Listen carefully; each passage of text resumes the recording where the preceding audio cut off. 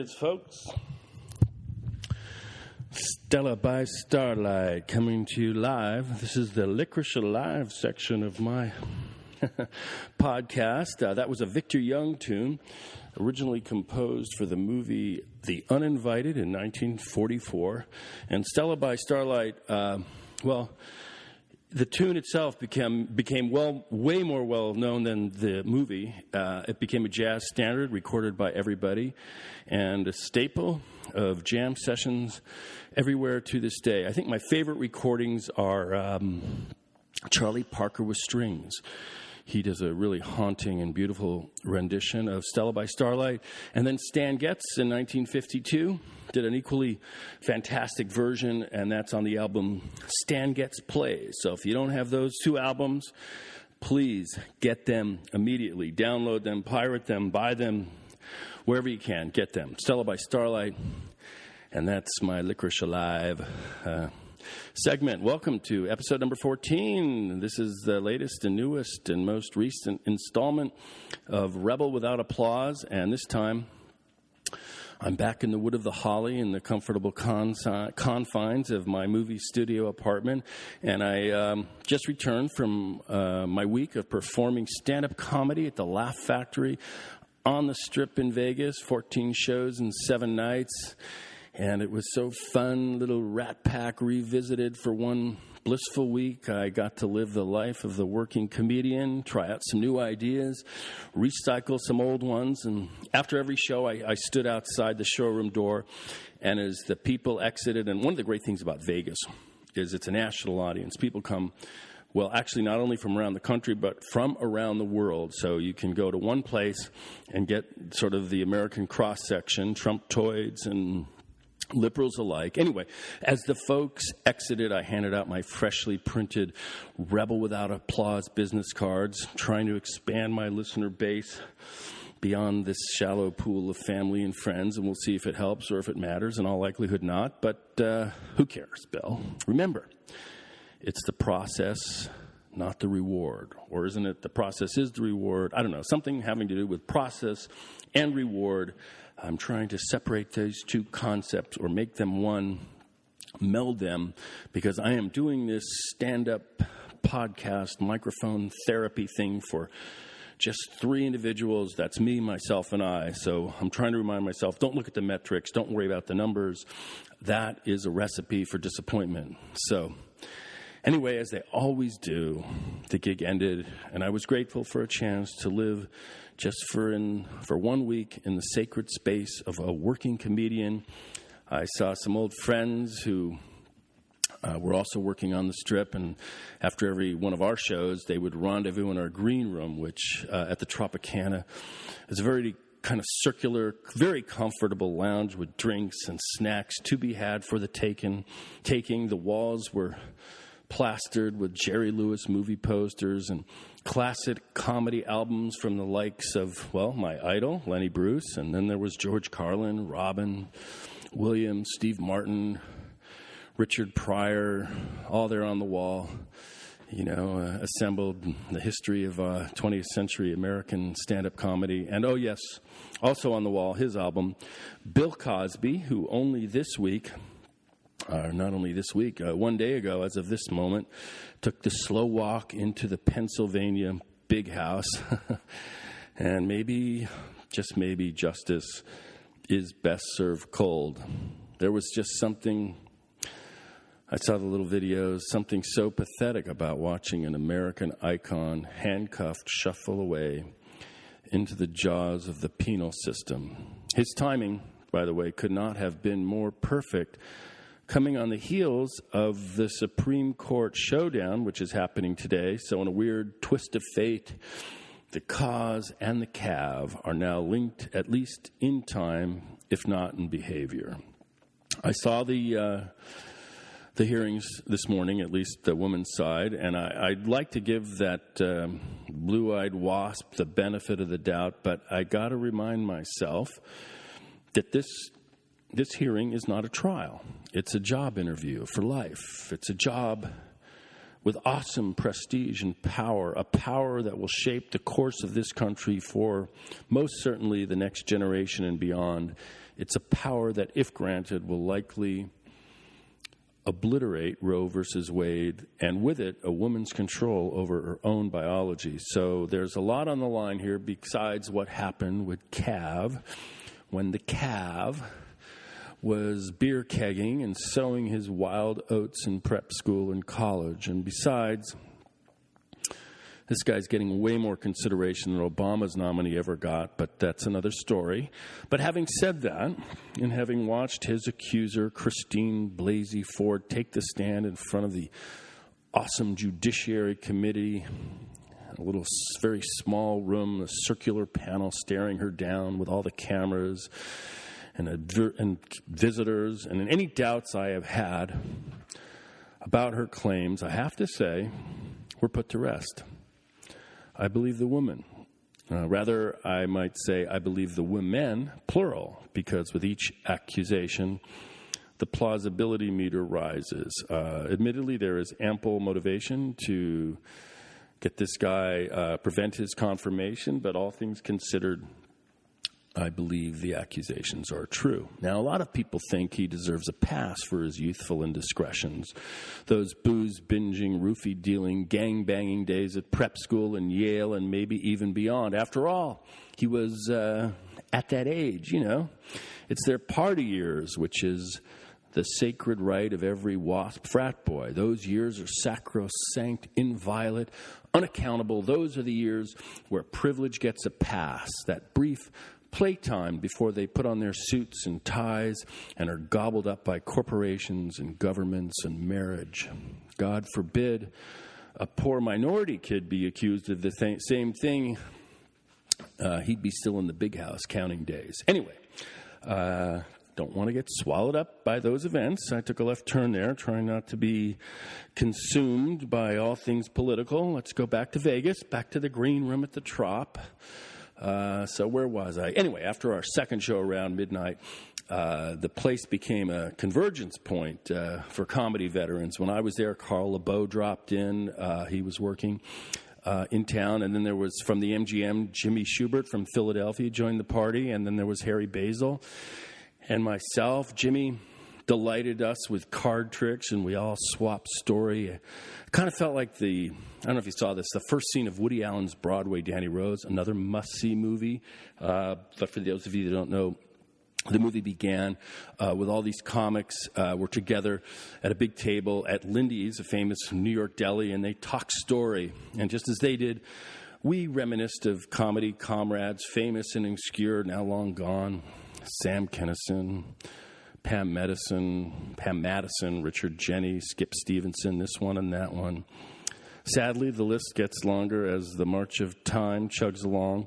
Harry and I traded trivia about his idol, Jerry Lewis, and fittingly, I played Stella by Starlight for him on my clarinet, and it's the tune I opened the show with. And the reason I played Stella by Starlight on my clarinet is because it was featured very prominently, actually the theme, in the musical score of what was surely Jerry's best comedy, and that is The Nutty Professor. So that was my little moment. Harry shared stories about Rodney Dangerfield, who he actually was very fortunate enough to direct movies with, and I had the rare opportunity of sharing my memories of Milton Berle, who I was fortunate enough to do a little-known and deservedly forgotten play called Goodnight Grandpa when I was a young actor in New York. I think back around, I don't know, when was that? I think it was 1981 or 1982, right around the same time that Kavanaugh was shoving women into bathrooms. But we don't want to go there, so let's stay focused. Showbiz, Bill, showbiz. Anyway, the sands of time have nearly buried the likes of Milton Berle. Most millennials have no clue who he was or what he did. So I'll fill you in. Born Milton Berlinger, his career began way back at the beginning of the 20th century as a child actor in silent movies. Then he was in vaudeville and nightclubs, where he pretty much did Milton invent the persona of the wise guy comic, and where he earned the moniker the thief of bad gag, because he was a famous joke of bad gags. Anyway, he starred on Broadway and radio, and then he made a stab at movies, and I recommend you check out Warner Brothers' Always Leave Him Laughing, which was released in 1949, and I believe it was probably the first movie ever made about a nightclub comedian, which has particular meaning to me because I made a movie that I wrote and directed about a nightclub comedian called The Solar Opposite. And if you get a chance, check it out. It might make a cool double feature. Always Leave Him Laughing and The Solar Opposite. And then in 1963, Milton starred in Stanley Kramer's It's a Mad, Mad, Mad, Mad World with Jimmy Durante. He pretty much dominates the first 20 minutes of the movie and is hilarious. And you can see him in all his glory in that movie. But for all that success, Milton Berle made his reputation and secured his immortality as America's first TV comedy star when in 1948 he burst into American living rooms with the Texaco Star Theater. And let me say this. When Uncle Miltie was on TV, life stopped. The streets were empty, stadiums vacant, water use plummeted. Post-World War II, middle-class America was transfixed by his over-the-top antics, his insanity, his wise guy, know-it-all goofball persona. He had the whole of the country in his vice grip, and for that, NBC rewarded Milton with a lifetime contract, which he famously outlived. So that's Milton Berle. And when he crossed to the other side, when he passed in 2002, I wrote this story. Memories of Miltie. He hated drafts. That was the first thing I learned when I worked with Milton. Keep the theater toasty and all the doors shut. Under no circumstances was the wintry New York air to reach the exposed throat of the king. If the producer wanted to save on heating costs, fuck it. Milton would fly back to the coast and be done with this acting bullshit. The theater was originally the home of Maurice Schwartz's famed Yiddish art theater. After that, it was a vaudeville house and then a burlesque palace.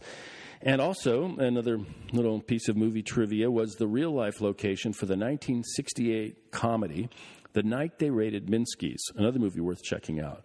But by the time we started rehearsals in the winter of 1982, that dusty old theater was renamed the Intermedia Theater, and its owners were trying to reinvent it as a launch pad for Broadway-bound plays. Located just up the street from the fabled 2nd Avenue Deli, in the heart of the fabled Lower East Side, the cavernous old playhouse had definitely seen better days. For me, I was a young actor and had gotten my first equity theater job in a long since and deservedly forgotten off-Broadway play called Goodnight Grandpa. Somehow, someone had managed to convince Milton to come to New York and star in this play. And we were to rehearse for 4 weeks and go into previews. And if the producers were lucky and the critics were kind, maybe, just maybe, the play would make it uptown. I was hired as the understudy and assistant stage manager. But my real job, which I accepted with relish, was to babysit Milton Berle. I placed myself at his feet and offered myself as his willing slave. For the first time in my life, it felt like I had finally made it to that hallowed high ground that I had lusted after since I was, I don't know how many years old. I was in the biz. Hey, Billy, run across the street, get me that tuna sandwich on rye and a Diet Coke, and tell him I want it Goy style. What? I said, what's Goy style? With white bread. And make sure they trim the crust off from around the edges and get something for yourself. So Milton reached into his pocket and yanked out a fist-sized wad of cash. He slipped off the gold clip and started peeling back the bills. 100, 50, 100, another 50, he whispered. And from out of the stack, a 20 appeared. Irritated, Milton snapped it out of the wad and flicked it to the floor. I hate 20s. He paused a moment and waited for the laugh he knew was coming. I obliged. Hey, Jew. What? What, I said. Pick it up. Pick what up? The 20. I did. Now give it back. He snatched back the bill. Let me tell you, in his mid-70s, Milton was a dynamo. He'd come into rehearsals with his overcoat slung over a navy blue sports jacket, gray slacks, a tie, fedora, and his trademark cigar clenched between his teeth. He'd call me over to his seat, and then he'd throw a mock left hook at my jaw. Then he'd flex the muscle on his leg. "Hey, kid." "What?" He grabbed my wrist, placed my hand on his thigh. He flexed. "That's my cock." Okay, I thought. "Milton, I got you beat. Keep it in your pants," I snapped. Stunned by my comeback, Milton looked me in the eye and said, "Billy, I don't say this lightly, but you might be a comedian." For 4 wonderful weeks of rehearsal, I was glued to Milton. Many a night, I traipsed through the snow to his midtown hotel. We'd stay up all night in his suite, and I'd pound the lines of the play into his head. In front of the cast, Milton might appear stubborn and inflexible, but alone in the hotel in the wee hours of the morning, he was malleable and surprisingly open to my suggestion. "Billy, you ever think about becoming a director?" Those words stayed with me. As we neared the beginning of previews, the actor that I was understudying was suddenly fired, and I was asked to step up and play Milton's grandson. My big chance was before me. My moment had arrived, or so I thought. And so after one run-through with the cast and an all-night rehearsal session with a friend in my apartment, I was thrown to the wolves. And let me say this. It's one thing to be Milton's willing slave offstage. It was quite another as a fellow performer. Acting with Milton in front of a live audience was a primal, almost Darwinian experience. I mean, the last place you wanted to be was standing between Milton and a laugh. Unless, of course, you could get that laugh yourself. But if he smelled insecurity or weakness, you were dead meat fast. But if you held your own, you had his respect for life. The lights dimmed on what was the final tableau of Goodnight Grandpa, the cast of which I was now a member, assembled around Milton, and we took our curtain call. The audience, seemingly out of courtesy, offered their applause. The curtain came down, the house lights came up, and the cast shuffled off to their dressing rooms. But before the audience could leave their seats, out jumped Milton front and center. He seized the crowd by the throat and proceeded to do a half hour of stand-up comedy that left me spellbound and the audience in hysterics. Out there, front and center, alone on the lip of that old vaudeville stage, Milton Berle was a master at work. What Ted Williams could do with a fastball, what Heifetz could do with a violin, Milton Berle could do with a joke, even if he stole it. This happened every night during the run of the play. I'd just stand in the wings and watch as Milton Berle rescued the evening. He never disappointed. He knew what it meant to be a star.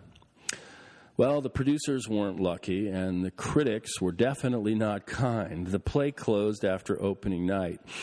Milton packed his bags, kissed me goodbye, and returned to the comfortable confines of his personal kingdom, the Friars Club in Beverly Hills. As for myself, I threw myself headfirst into the world of Manhattan comedy clubs. It wasn't long before I was racking up minutes at open mics, at Catch and the Comedy Strip, and a dozen other late-night Manhattan venues. And soon, I was scoring my first gigs on the road, crisscrossing the country, as a merchant of mirth in the various comedy stops that had suddenly appeared in nearly every U.S. city. And with my newfound identity as a stand-up, I decided it was time to come out to the coast and try my luck in L.A. at the Improv and the Comedy Store. And I can say that I didn't have any luck at those places. But nonetheless, I called Milton, and before I knew it, I was privileged to be his sometime guest at the Friars. Surrounded by stars and cronies, wannabes and never-weres, Milton held court in the corner booth near the back of the room. I took my seat and soaked it all in. God, those were great afternoons. The last time I saw Milton, he was past 90. He had had a stroke, and his vaunted memory was slipping. He could remember who had third billing in a Kaufman and Hart play from the 1920s, but had difficulty recalling what had happened yesterday. I reminisced about our play in New York, of which he, sadly, only had a dim recollection. "So, Billy, how are you?" I reminded him that I had directed a movie, which I had written. I had given him a tape a few months before. "Well, what was it about?" "It was about a comedian whose love life was a joke. It's all true except for the happy parts," I quipped. "Well, how were the notices, Billy?" "They were good." Milton was pleased. A wide, toothy grin spread across his weathered face. In his mind, at that moment, I had finally made it. I had crossed over. I was in the biz. As the lunch drew to a close, I decided to let that impression be my last. Good night, Grandpa. Anyway, that's my story. And back in Vegas, I packed up my stuff. The gig was over. I vacated my hotel room at the Trop and began my journey back to the land of law. But this time, rather than battle 200 miles of four-lane traffic across the unforgiving desert plain, I took another route across the magnificent cactus-studded moonscape that is the Mojave Desert. I tooled my way across a single lane of blacktop that ribboned across valleys and over ridges. I pulled over at a very scenic little spot with boulders and Joshua trees everywhere, not a person to be seen in any direction. I pulled over, got out of my car, and scrambled up a bouldered escarpment where I found a cool little cave. A low-lying pinyon tree guarded the entrance. I crawled inside and took shelter from a merciless desert sun. Man, I thought, I wish I could just camp here, just disappear for a few days. But alas, at that moment, an audition alert popped up on my phone. I had an appointment the following day back in La La Land for a mini part on some TV show I had never heard of. Time to go home. Anyway, folks, that's it. That's my latest installment of Rebel Without Applause. And, my core truth is my need to express far outweighs anybody's desire to hear me. So if you did, extend to you my gratitude. And if you liked it, hey, write a review. Go on the iTunes app, throw me some stars, tell a friend, share it. But either way, once again, thanks for listening. Until next time, goodbye, adios, and adieu.